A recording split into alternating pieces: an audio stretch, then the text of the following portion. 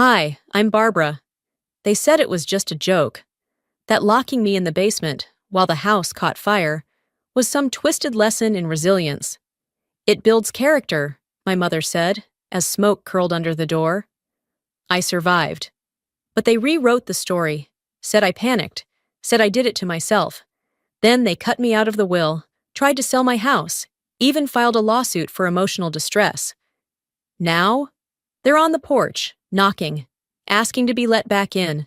But after everything, who do you let in when they once left you behind a locked door? I knew the smell before I even stepped through the door. Lemon pledge, old carpet, and forced cheer. My mom always believed a clean house made a clean conscience. I wasn't so sure anymore. The front room looked like a Hallmark card had vomited all over it. Balloons in lavender and gold. A cake shaped like a gift box. Isolde's 35th birthday banner strung across the fireplace like a crown. And everyone smiling too hard, too wide. I walked in, clutching the bottle of wine I'd brought out of politeness, not intention. "Barbara," Mom called from across the room, like she hadn't seen me in months, though she had texted 2 days ago, demanding I show up. "Look who made it! Isn't that wonderful?" "Sure is," I replied, my voice even, my jaw tighter than necessary. I could feel it already, the dance, the performative closeness, the unspoken reminders. Every fork was aligned like a soldier, every napkin folded with surgical precision. This wasn't a party, it was a presentation. Dorian came over, drink in hand, grinning. "Hey, sis, you look tired." I smiled without teeth. "Good to see you too." 15 minutes in, the lights dimmed and someone wheeled in a screen. Oh no, not the slideshow. "Time for memory lane," Mom announced, clapping too eagerly. I made for the edge of the room, but froze halfway through my second sip of sparkling water. There it was. Slide 3. A painting. Watercolor. Blue and violet storm clouds over a field of gold. I knew every stroke, every single brush line. I had painted it when I was 12. It had hung in my room for a year before it mysteriously vanished. On screen, the caption read, "Dorian's first art award, age 12. My stomach turned. Mom leaned in, her voice bright. "Wasn't it cute when Dorian was our little Picasso?" I stared at the screen, at my painting, at the lie beaming in pixels. I remembered crying when it disappeared. They said maybe I had misplaced it. Maybe I was being dramatic. I remembered believing them. I took a breath. "It's beautiful," I said. Nobody noticed the shake in my voice. I whispered inside my head, "I wonder if Picasso ever got punched in the gut by his own last name." I left the room and made my way to the kitchen, needing a minute. It was empty, thank God. I opened a cabinet to grab napkins, knocked over a small tin in the process. It clattered, the lid popped open. Inside was a bunch of old name tags from family reunions. I picked one up. "Barbara, the liability." My hand went cold. The ink had faded, but not enough to disguise Mom's handwriting. My chest ached. I could still hear her voice, years ago. "Don't wear pink, Barbara. It makes you look unstable." I stared at the label. That was never a joke. That was a verdict. I slipped the tag back, slower than I wanted to. When I returned to the party, my plate stayed empty. I walked through the crowd like a ghost with lipstick on. Dorian was retelling some exaggerated story about a camping trip where he rescued a raccoon. Isolde laughed like it was the best story she'd ever heard. My mom pulled me aside. "Sweetheart," she whispered, "try to look less tense. It's Isolde's day." I turned to her, voice quiet but edged. "You labeled me a liability when I was 12. You think I've been tense since last week?" She blinked, smiled like nothing had been said, and walked away. That's when I knew. I wasn't here for family. I was here to remember why I didn't come around anymore. I excused myself to the bathroom, locked the door, washed my face twice. I didn't cry. I'd used up all those tears a decade ago. From my purse, I pulled out a sealed envelope labeled, "In case I'm gaslit again." Inside was a printed email from the county property office. Ownership of the family home, my name only. I slipped the envelope back into my bag. I hadn't come to fight, but if they started it, this time I was staying until the end. My mom's voice pierced through the bathroom door. "Barbara, could you come sign something real quick?" I opened the bathroom door and was greeted by the smell of buttercream frosting and the murmured clinks of glasses. The house wasn't loud, too much tension for noise, but there was an unnatural calm, like a gathering of people waiting for a verdict they already knew. I stepped into the dining room. Everyone was seated now, their faces turned toward me like I'd interrupted something sacred. Verena stood at the head of the table, beaming, the kind of smile that made my stomach twist. "Sweetheart," she said, her tone dipped in artificial honey, "we want to make today memorable. Just one thing to wrap up." On the table beside the birthday cake, pink, glossy, two-tiered, and too much, was a manila folder. Its presence was casual, as if it belonged between the salad tongs and the gift bags. "Before we cut the cake," she continued, "we thought this would be symbolic." Dorian swirled a drink in his glass, not even looking up. Isolde clapped, overly eager. I hadn't seen her this animated since high school cheer tryouts. Verena opened the folder and slid the contents toward me. "It's just paperwork to make the house official. Co-ownership. You know, a legacy gesture." I stared at the top line. "Transfer of property from Barbara E., last name, to Isolde V., last name." My fingers hovered over the page. "You want me to give Isolde the house?" Verena laughed, but it didn't reach her eyes. "Don't be so literal. Just share it. It's her 30th. Think of it as a gesture of love." I flipped through the rest. There was no clause, no repayment terms, no temporary agreement, just a straight transfer. Tucked behind it was a non-disclosure agreement and an addendum that read, "Barbara acknowledges past mental health concerns and agrees not to pursue liability against immediate family members." I looked up slowly. "Is this a joke?" Dorian chuckled under his breath. "Here we go." Verena stepped closer. "Barbara, healing only works if we stop holding on to the past." My hands were shaking, not from confusion, from clarity. Before I could speak, Dorian stood, grabbed a slice of cake, and smirked. "Maybe she's still mad about the fire." Isolde laughed too loud, then covered her mouth. Verena gave Dorian a sharp glance, but said nothing. I stepped back. "You locked me in a basement. I was 14. Dorian shrugged. "It was a dare. I thought you left." "You didn't even look for me," I said. He rolled his eyes and, before I could move, shoved the cake straight into my face. Gasps exploded around the room. Someone's phone clicked. Someone else laughed. I stood there, frosting dripping down my chin, and in that second, the room blurred. Smoke. The door slamming. The heat building under the doorframe, my voice screaming until it cracked. I blinked and I was back. No fire, just humiliation. Verena sighed. "Barbara, this is exactly the behavior we're trying to move past. This attitude is why you're alone." She turned toward the cake with a knife. I wiped my face with a cloth napkin. "You want me to sign over my house, but you never once gave me a room where I was safe." I grabbed my purse, turned, and walked to the door. Behind me, Isolde whispered, "Mom said she'd convince her." Verena's voice called out, saccharine and smug. "Barbara, don't walk away again. Be the bigger person." I turned just enough to look over my shoulder. I was always the bigger person. You just never looked down far enough to see me. The door slammed behind me. And suddenly, it felt like smoke again. But this time, I was running toward air. The street was quiet. I was halfway to my car when I saw someone standing by the mailbox, holding a piece of paper. She was holding a flyer, some neighborhood event printout half crumpled in her hand. I nodded politely, said nothing, and got in the car. My fingers trembled as I shut the door. The air inside was stale and heavy, the kind that clings to skin and memory. I didn't turn the engine on. I just sat there, palms resting on the steering wheel, trying to remember how to breathe like a person who hadn't just had birthday cake weaponized against her.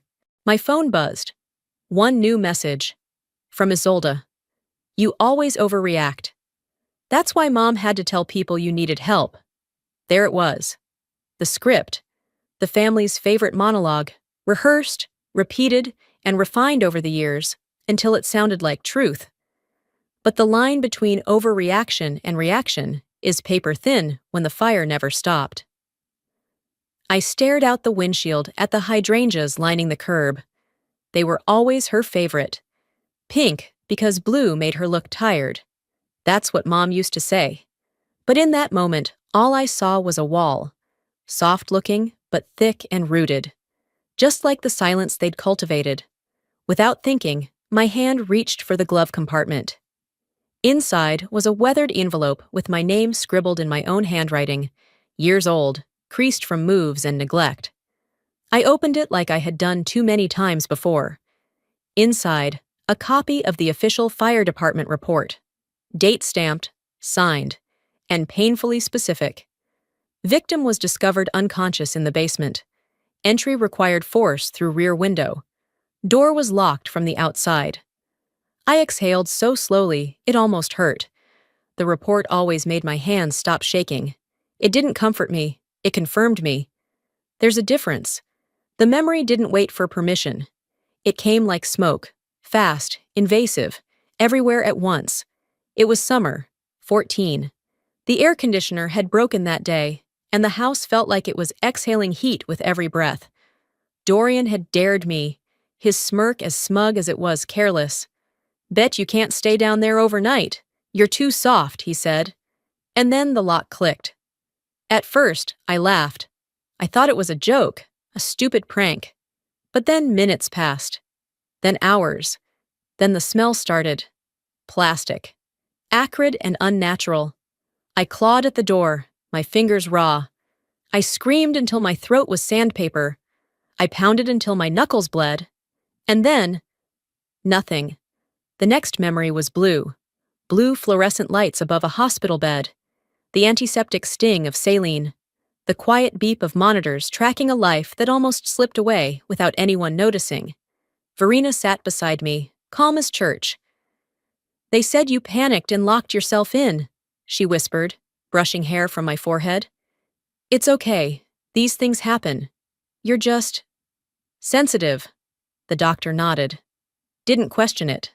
A week later, the school counselor smiled gently and said, Your mother mentioned you have a vivid imagination. Let's work on staying grounded. And just like that, the rewrite began. Sitting in my car, I opened my phone and scrolled through Facebook posts from that year. Mom's update, dated weeks after the fire, read, Barbara has always been such a creative spirit. Trauma is complex. Grateful she's doing better. Dorian's post was worse. We forgive even when people lock themselves in basements and scare us all to death. Family's what matters. I didn't know whether to laugh or vomit. Maybe both. I whispered to myself, they didn't tell one lie. They built a whole library. The fire didn't erase me. It just gave them a clean page to write a version of me that fit better in their story. I looked at the report again, then back at the texts, the posts, the carefully curated fiction. My hand hovered over the delete button, but I didn't press it. I wasn't going to erase the evidence like they had tried to erase me. Instead, I sent the fire report to a private email with the subject line, If they ever try again. That's when the phone rang. Unknown number. I hesitated, picked it up. Ms. Barbara? A woman's voice said. This is Arliss, from down the street. We need to talk. I should have said something years ago. Arliss's voice cracked with guilt, but I kept mine steady. We talked for 20 minutes, her words painting the kind of truth I didn't know I needed. She'd seen the smoke from her kitchen. She called the fire department. She waited on the curb, yelling my name, while my family remained inside. Eating, talking, pretending. That night, I barely slept. I sat up rereading the fire report until the numbers blurred into ghosts. Around 2 a.m., a text came in from an unknown contact. No name attached. Just 5 words. I booked you with Dr. Klein. It was her. Verena had always had a thing for control dressed up as concern. The appointment was for 10:30 that morning. I should have canceled, but curiosity can be a reckless thing, especially when you've been gaslit by professionals before. I figured, if anything, I'd catch them in the act. The waiting room smelled like lavender and old carpet. It made my skin itch. I gave the receptionist my name and sat down across from a fish tank with no fish, just plastic plants swaying in a tiny artificial current. Dr. Klein's office was over-decorated. Books he didn't read. Degrees in frames. A sculpture that looked like something from a dentist's lobby. He smiled too fast, shook my hand too long. "Barbara, it's good you came." He didn't ask what brought me in. He opened a file already on his desk. My name was on the tab. "You're clearly articulate," he said within the first 5 minutes. "Your mother always said you were too smart for your own peace." I blinked. "She talks to you?" He nodded, unfazed. "Families have patterns. I like to understand the full landscape." I swallowed. "You mean she gave you a narrative?" He shrugged, as if this was all standard protocol. "Only background to protect you." And there it was. I had walked into a trap disguised as a therapy session. I stared at the wall behind him, where a painting of a river tried to convince me peace was possible in this room. I stood up. "I don't need a couch to be professionally gaslit. I've had years of practice for free." He didn't stop me. I didn't slam the door. That's the thing about people who think they're in control. They never see you leave until you're already gone. I stepped into the hallway and nearly collided with Isolde. She was seated on one of the leather chairs in the waiting area, fiddling with her phone. Her hair was tied back, makeup undone. She looked like someone who hadn't been sleeping, or maybe just someone who'd finally started seeing clearly. She glanced up, startled. "You too?" I asked. She nodded slowly. "They used him on me when I left Aaron." I froze. She never talked about that breakup, just that it had ended and Mom said it was for the best. "He was—" She paused, dropped her voice. "He wasn't safe." My breath caught. "And they didn't believe you." She shook her head, said I was being dramatic, that I had abandonment issues because of Dad leaving early. I studied her face. It wasn't makeup or tiredness. It was recognition and regret. "Back then, I thought you were just extra," she said, "but now I see they script everything." I gave a half smile. "Takes guts to say that. Just don't let it stop there." I didn't wait for her reply. I walked out into the Sacramento sun, my breath coming easier than it had in days. Back in my car, I let the engine hum beneath me. I was halfway through composing an email to my attorney when my phone buzzed again. Voicemail. Unknown number. I played it, speaker on. "Ms. Barbara, I'm calling from Sacramento Property Records. There's been a recent request to alter the deed to your home." I played it again, slower this time. Someone was trying to erase me, on paper. I sat frozen in the driver's seat, replaying the voicemail until the words imprinted in my bones. Alter the deed. The nerve. I hadn't even made it 24 hours from their last ambush before they tried to finish what they started, this time with paperwork. That night, after pacing the length of my apartment for what felt like hours, I collapsed onto the couch, laptop in my lap. I needed to understand just how far they were willing to go. That's when I opened the family group chat. My mother had just sent a message. "Look what I found! The photo from the day we almost lost Barbara." I clicked the link. The image loaded slowly, like it knew it was about to hurt me. It showed Verena, Dorian, and Isolde standing outside the house, our old home. Their arms were stretched toward the camera, faces twisted in theatrical panic. Behind them, smoke billowed in a neat swirl above the roof. The caption read, "We screamed until she was pulled out. That day changed us all." Changed you? You never even showed up. My chest tightened. That day, I had been unconscious. I hadn't seen anyone's face. I only remembered waking up under fluorescent lights and being told the firemen were Lucky to get me out in time. I zoomed in on the photo. Their clothes, their expressions. Something felt off. The colors were too crisp. The shadows didn't match the smoke. I ran the image through a reverse search. Less than a minute later, I found it. Originally posted 2 years after the fire. A church picnic. Same outfits, same backdrop. But no smoke, no urgency, no screaming. They didn't just edit the truth.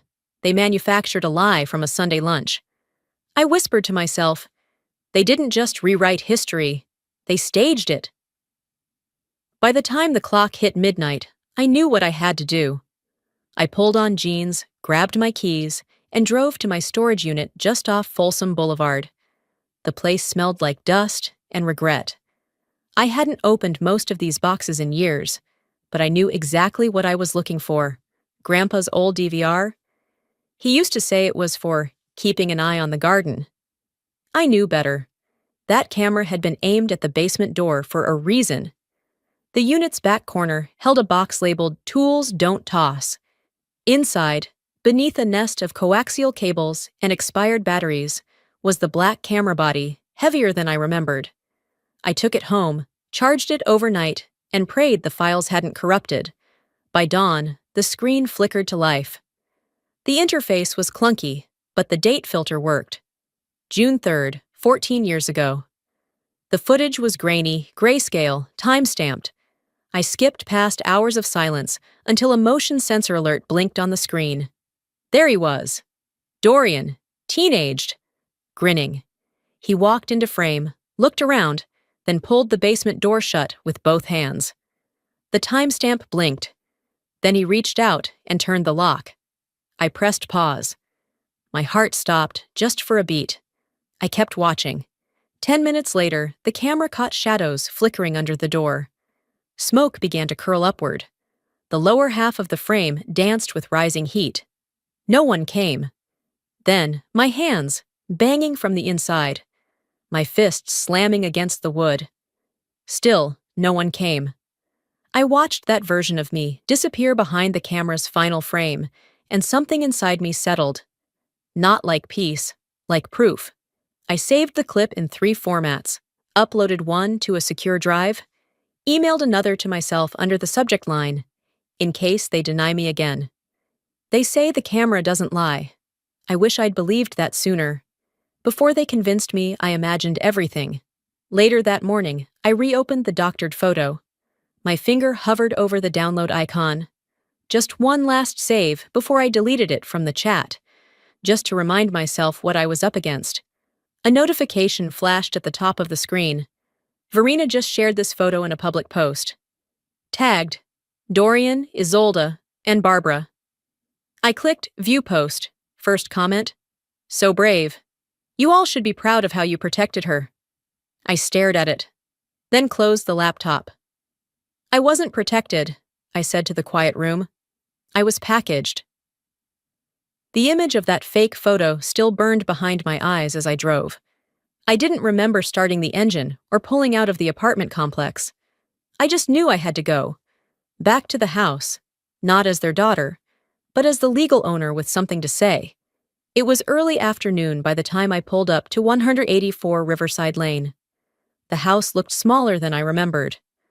Or maybe I had finally grown into the woman who no longer needed to shrink herself to fit inside it. I stepped out of the car, the manila envelope tucked under my arm, and rang the doorbell. A few seconds later, Verena opened the door. Her expression flickered from surprise to irritation and under a breath. "What are you doing here?" she asked, voice flat. I didn't bother answering her question. "We need to talk." Dorian appeared in the hallway behind her, arms folded like a bouncer. Isolde peeked from the stairs but didn't say a word. "I'm not here to cause trouble," I said calmly, "but you all seem to have forgotten something. The house is in my name, and while I'm not kicking anyone out today, I will be heard." Verena crossed her arms. "No more theatrics, Barbara. You need to leave." My jaw clenched. The envelope crinkled in my grip. "I'll make it easy," I replied. "Show me to my room. I'll grab what's left of my things and go." They didn't stop me.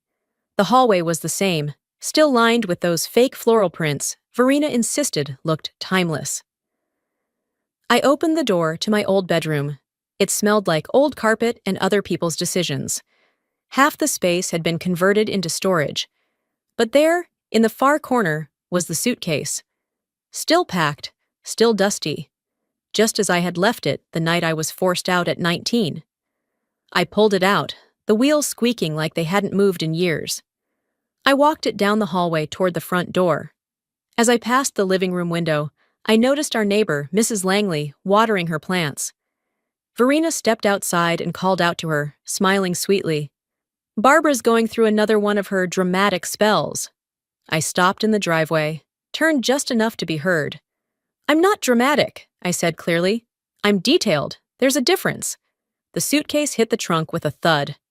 I didn't look back. I drove straight to Tina's house on the other side of town.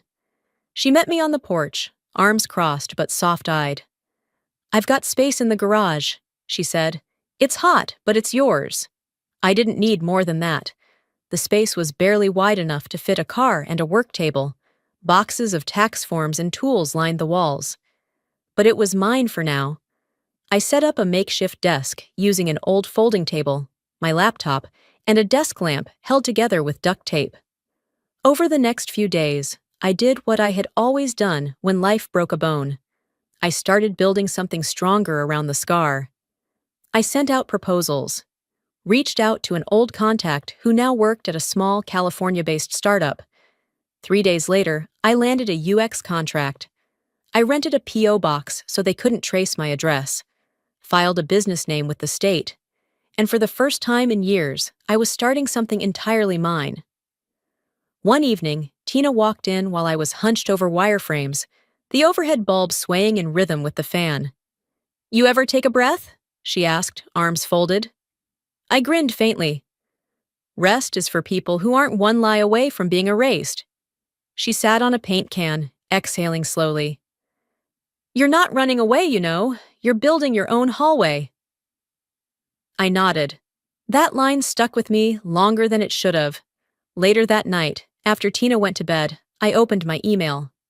Subject: Potential buyers list, 184 Riverside Lane. I froze. I opened the attachment. Verena was trying to sell the house, my house, without so much as a conversation. The listed broker? Same agent she used when she transferred Grandpa's cabin to Dorian years ago under the guise of simplifying estate logistics. Some people fake memories, some fake ownership, but I never thought they'd try to sell my name. The next morning, I didn't brew coffee.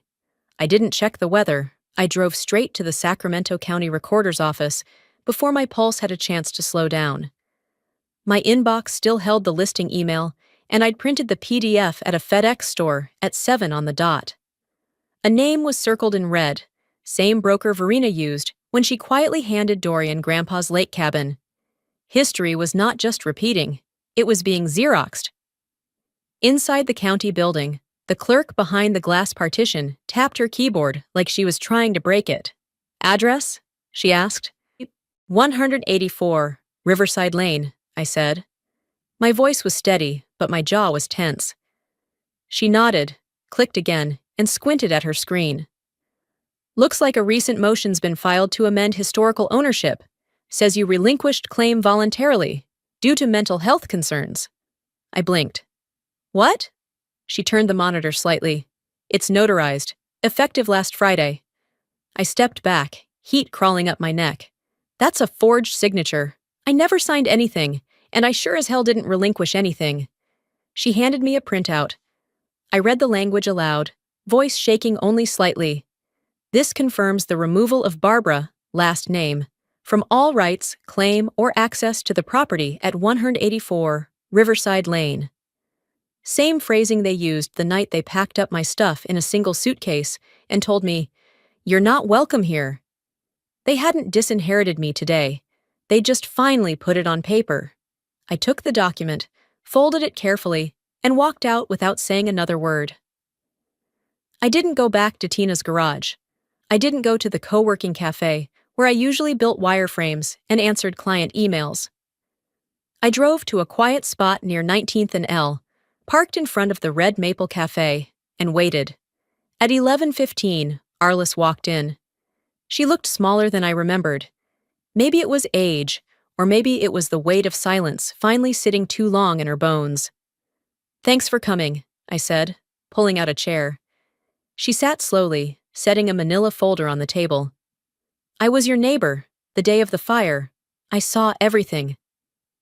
Her hands trembled around a cup of black coffee. "I heard the banging. I heard you screaming. I was the one who called 911. Not your mother, not your brother. No one was outside when the trucks came. They were still in the house when the firefighters broke in." She pushed the folder toward me. Inside was a copy of her statement, an incident report she had filed back then and never followed up on. I swallowed hard. "Why didn't you say anything?" She hesitated. "Your mom told people you weren't well, said you made things up, that you had episodes." I nodded, not surprised. "I didn't speak up because I thought, maybe she was protecting you. Maybe I misunderstood." I looked her dead in the eye. "I've heard worse from people who looked me in the eye and said they loved me." Tears welled in her eyes. "It was wrong. I should have done more." I closed the folder gently. "You did enough.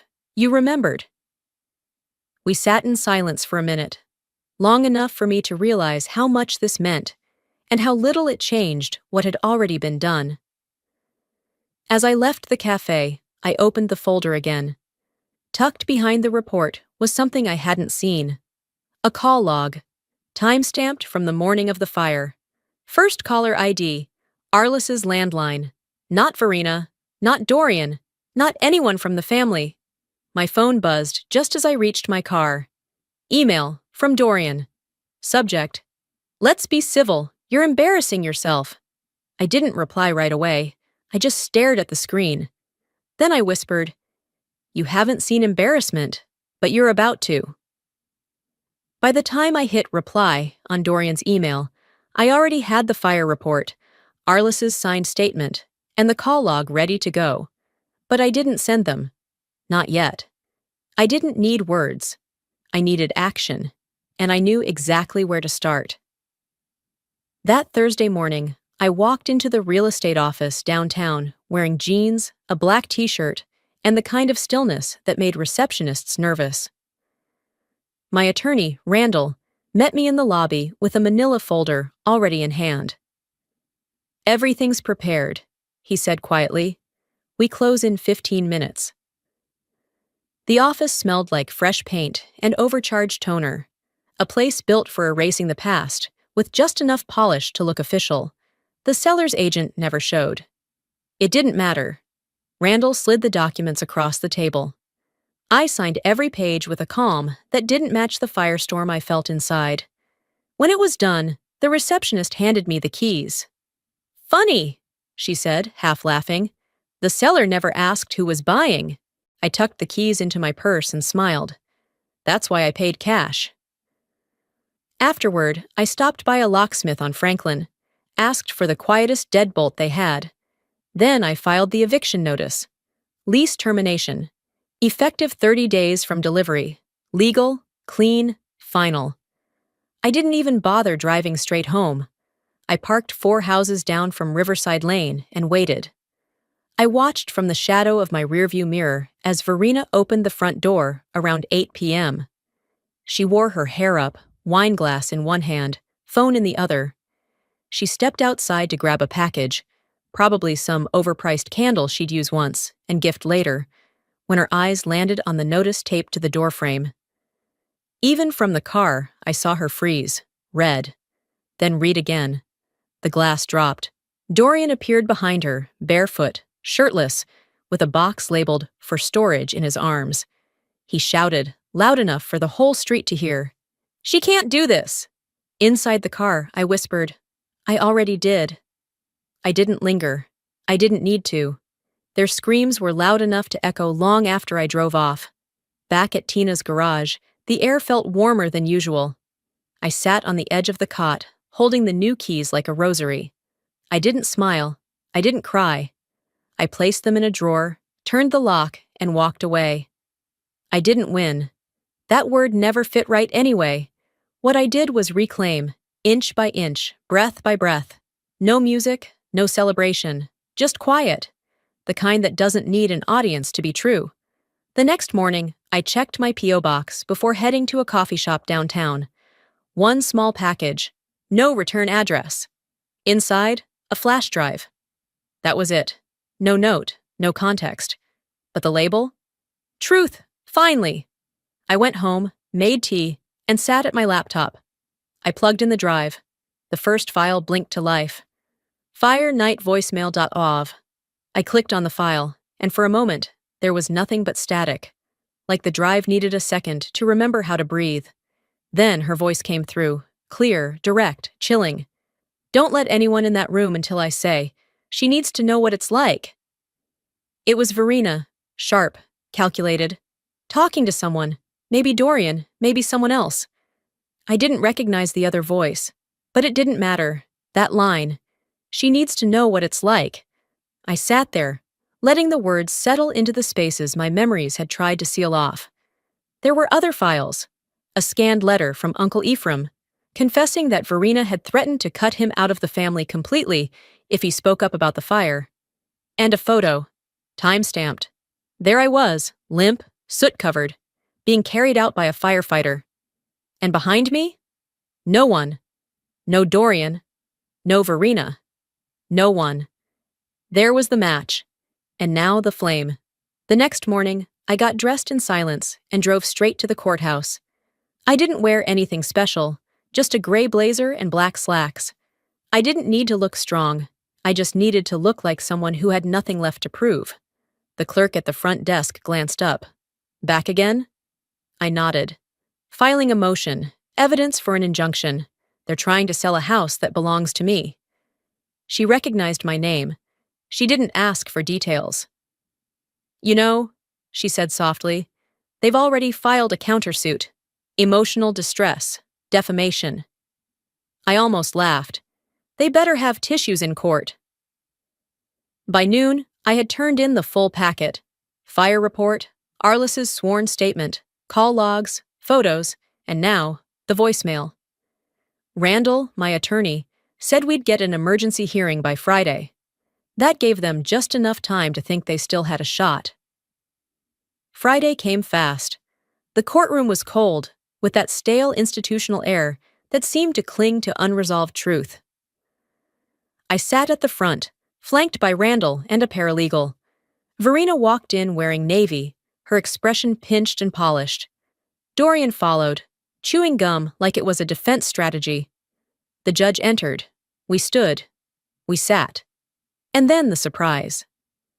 Your Honor, Randall said, we'd like to call a witness, someone not listed in the original filing. The judge narrowed her eyes. You understand the risk? We do. The bailiff opened the side door. Chief Armando Mendez stepped through. Former fire captain, retired 10 years now. Still upright, still focused. He took the stand, placed a thick hand on the Bible, and sat. I pulled the girl out myself, he said. Back then, it wasn't my place to speak, but that doesn't mean I forgot. Verena objected. Her lawyer said the testimony was irrelevant. The judge raised a hand. I'll allow it. Mendez leaned forward. We got the call from a neighbor. No one from that house called us. No one was outside yelling. We broke the basement window. We dragged her out while the family sat in the living room. The room was silent. Verena looked straight ahead. Dorian bounced his leg under the table. Isolde! She was in the back, hands clasped in her lap, eyes red. The judge looked over the files, nodded slowly, then said, If what has been presented here is true, there may be grounds for criminal charges. We'll reconvene in 2 weeks. I stood and left the courtroom without looking at Verena. I didn't need to see her face. I already knew what lived behind it. Outside, the sun was blinding. A half-dozen reporters swarmed the sidewalk, questions flying, microphones thrust forward. I walked straight through them. No words, no answers. At the corner, my phone buzzed. A message from Thurman, my father. You win, it read. But there's something in the will you don't know. I stared at the screen. I didn't need to win. I needed the world to stop believing their version. But what he said next made me realize the story still had one secret left to tell. I didn't call him back right away. I waited until Saturday morning, then met Thurman at a modest legal office tucked behind a row of fast food chains and dry cleaners. The kind of place no one noticed unless they had paperwork or regrets. He looked older. Not old, just worn. The way people do when they've spent decades keeping their spine straight while someone else steered. We sat across from each other at the conference table. He didn't try to hug me. That was something. "You were left off the original trust," he said, sliding a file across to me. "Your mother told the attorneys you'd voluntarily surrendered your share during your recovery." That word. He avoided my eyes. "She forged your signature, said it was to avoid complications." I didn't speak, just let the silence bloom like a bruise between us. "And Dorian," he paused, voice catching. "He drained almost everything. Gambling, bad crypto investments. He even took out loans in my name. I didn't know until the collection started." I opened the file, saw my name omitted in perfect legal font. "He didn't fall," I said finally. "You all padded the ground until the padding caught fire." Thurman didn't respond. Maybe because he knew there was nothing left to say. That same afternoon, local news ran a short segment about a subpoena issued for Dorian. Wire fraud, estate misuse. I watched it from the corner of a sandwich shop, my phone propped against a salt shaker. He looked tired in the footage. Not sorry, just tired. His social post later read, "People betray you when you give too much. I regret trusting everyone." I almost laughed. "Funny," I muttered to myself. "I regret not seeing through you sooner." 2 days later, I returned to the family house. My house. I parked in the back, unlocked the gate, and stepped into the yard. The grass was overgrown, but not wild. Just forgotten. I walked toward the deck. That's when I heard it. A soft shuffle, and then, from under the wooden steps, emerged a shape I hadn't seen in years. Milo, the family cat, old and stiff-legged, with a torn ear and eyes still too wide for his face. He limped toward me slowly, cautiously. Then, without hesitation, nudged his head into my palm. "You remember me, huh?" I whispered, kneeling down. He purred softly, circling once before settling beside my feet. No one had told him what to think. No one rewrote me in his mind. He just remembered. And that, more than court filings or witness statements, broke me in a way that finally felt clean. I sat on the deck for a while with Milo, watching the sun shift across the fence. A breeze came through. For once, it didn't feel like warning. It felt like permission. In the days that followed, something strange happened. Emails. From people I never expected. My fourth-grade teacher, a neighbor who once told me to keep my music down, even an old friend from church. "I'm sorry. I should have asked what happened." "We didn't know. We just believed her." I didn't write back, but I printed every message, taped them up along the back wall of my new home office, just above the window where the light came in softest. Not forgiveness, just evidence of awakening. Then came the voicemail. Unfamiliar number. No introduction, just her voice. "Verena. You may have the house," she said. "You may even win. But I will never say I was wrong. Never." I closed my eyes and whispered, "You just did." The day of the will reading came with heavy skies. Thick, gray, undecided whether to break open or hold their grief a little longer. I walked into the legal office alone, but not empty. I carried silence like armor now. Inside, Isolde sat near the corner of the room. She didn't look up, didn't wave, just clutched a tissue in her lap like it was the last apology she had left. Verena entered 5 minutes late, sunglasses on despite the dim light. Her lips were pursed so tight they looked stapled shut. Dorian didn't show. The lawyer, a calm man with thin glasses and an overused yellow legal pad, cleared his throat. Thank you all for being here. This is the updated reading of the family name trust and property allocation, as amended 2 weeks ago. He looked at me first. To Barbara, we reinstate her full property and estate share, based on new evidence presented. He didn't need to elaborate. Everyone in the room already knew what that meant. To Dorian, the trust is suspended pending investigation. Verena opened her mouth, but he cut her off. There is more. He unfolded a single page, read slowly, deliberately. It's a letter from Ephraim, last name, submitted posthumously.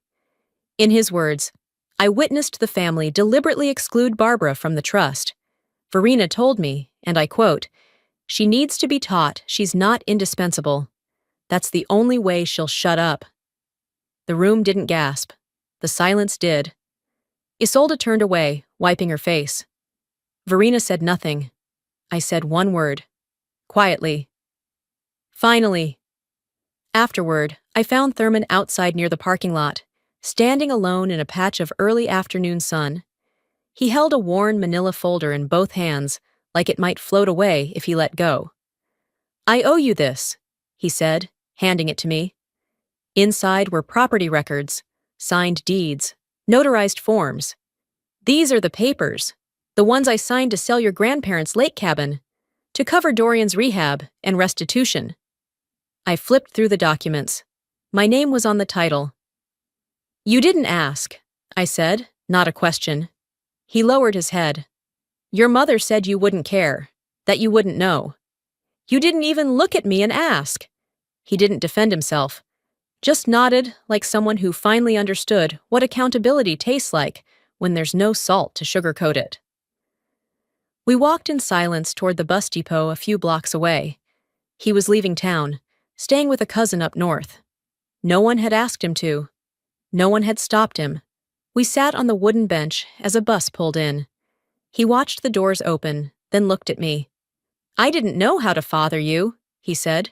You scared me. You still do. It wasn't cruel. It was the closest he'd ever come to the truth. I nodded. That's the closest thing to truth I've ever heard from you.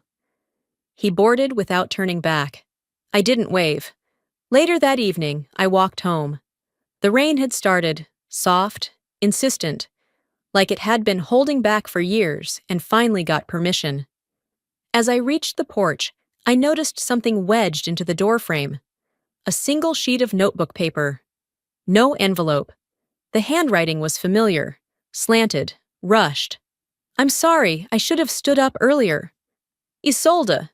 I folded it once, slid it into my coat pocket.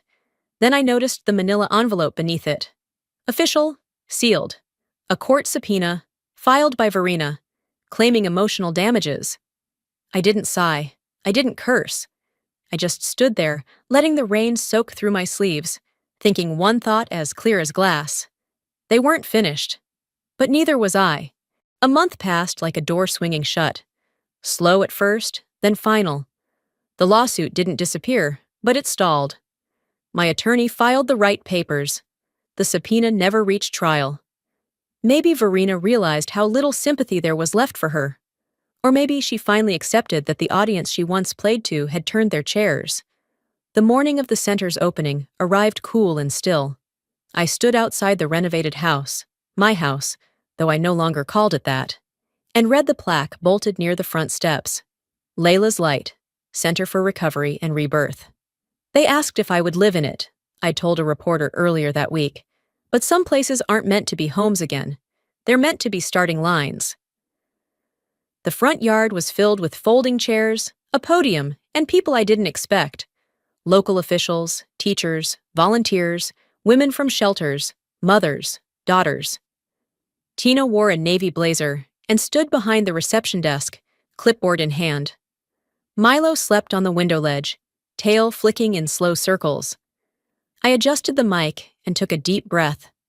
As I stepped toward the ribbon, the breeze lifted my sleeve just enough. A child in the front row pointed at my wrist and whispered to her mom.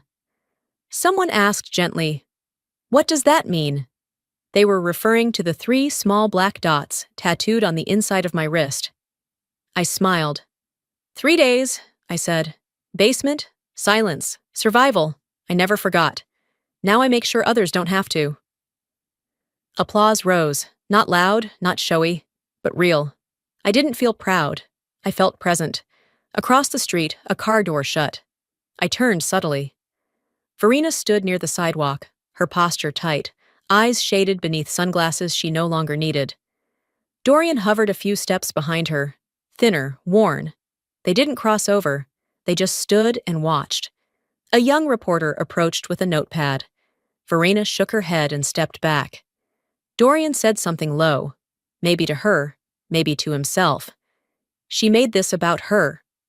And from the edge of the crowd, Isolde stepped beside him and answered, without looking at either of them. No, she made it about healing. We just weren't invited. Inside the center, the ceremony gave way to quiet conversations, laughter over coffee, hands tracing old photos of other survivors, now mentors. I wandered the halls slowly. The paint was fresh, but the walls still remembered. I touched the doorknob of the basement. It was unlocked. I opened it. The stairs were carpeted. Lights gently glowed down the railings. At the bottom, cushions, art supplies, a low bookcase full of journals. I stood in the doorway and whispered, I was never weak. I was waiting. Then I locked the door, not to keep anyone in, but because the day was done. Later that night, I turned off the lights room by room, my footsteps soft on the hardwood. When I reached the front door, I paused and looked back at the quiet hallway. I didn't reclaim the house, I said softly to the dark. I reclaimed the silence, and I filled it with my name.